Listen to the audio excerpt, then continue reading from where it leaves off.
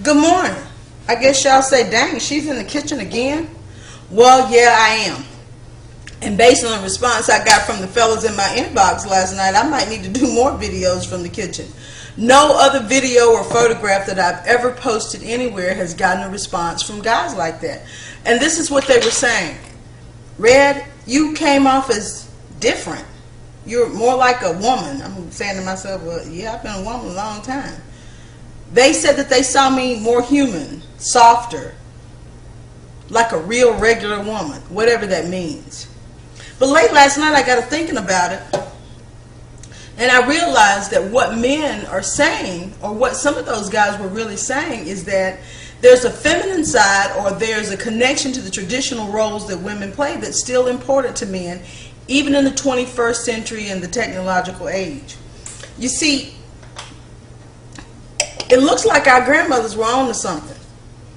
Now, I'm not diminishing the accomplishments we've made in our careers and academics. There are women with MBAs, PhDs, they're CEOs and head of companies. They're doing great things. We put women in space, women in the military. But apparently, that doesn't impress men as much as we think it does. Sure, they like the fact that we're smart and accomplished. But ladies, what I found out in talking to these guys was that they really just want a woman.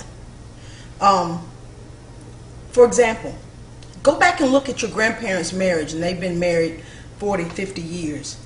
I bet you will notice some things that your grandmother did or that your grandmother told you that helped you get along with your grandfather a lot better. One of the things I noticed is that my grandparents never argued that much. Now, my grandfather would come in sometimes, lay the law down, and my grandmother would say her one or two things and back on off of it. She'd go, And I realized that she had a whole lot more power in her silence than she did by arguing with him. Sometimes we have to realize that we do have to choose our battles, and that sometimes it's better to be happy than to be right all the time. And trust me, I've come to find out something about smart men. When a smart man thinks about it and realizes that you were right, they'll come back after they've calmed down a bit, and they'll acknowledge that. If you've got a man who can never acknowledge when he's wrong, you've got some problems that cannot be covered in this video. The other thing I noticed is that they had a certain time they would approach a man about certain things. Like when he first came in from off the job or out doing work, I noticed that she didn't approach him right then. If there were any messages for anything, she always wrote them down, and she kept them in the same place so that he could take the time to look over them and read them. But she would ask him, how you doing, or how you feeling? Was he ready to eat? That kind of thing. So ladies, sometimes when our men come in from work in the evening, let's not just bombard them and hit them with all that information at one time. Let him come in.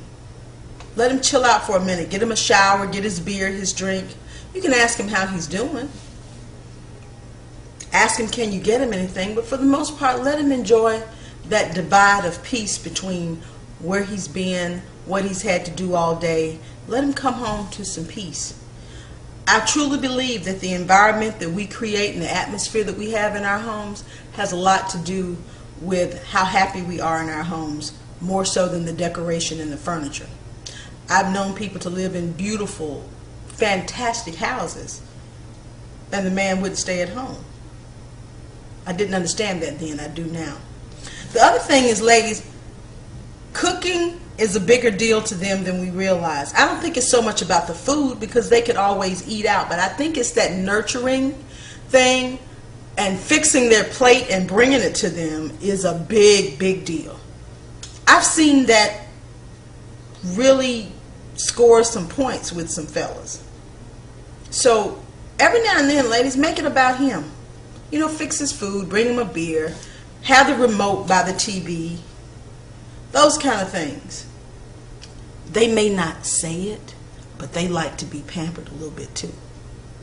So whenever you can, I know you're a busy career working woman, got kids, some of you have them, but every now and then it needs to be all about him, and you need to treat him like a king. The other thing is, I notice, we go back to the arguing part, never ever confront him or embarrass him out in public. If you're in a debate and he's dead ass wrong,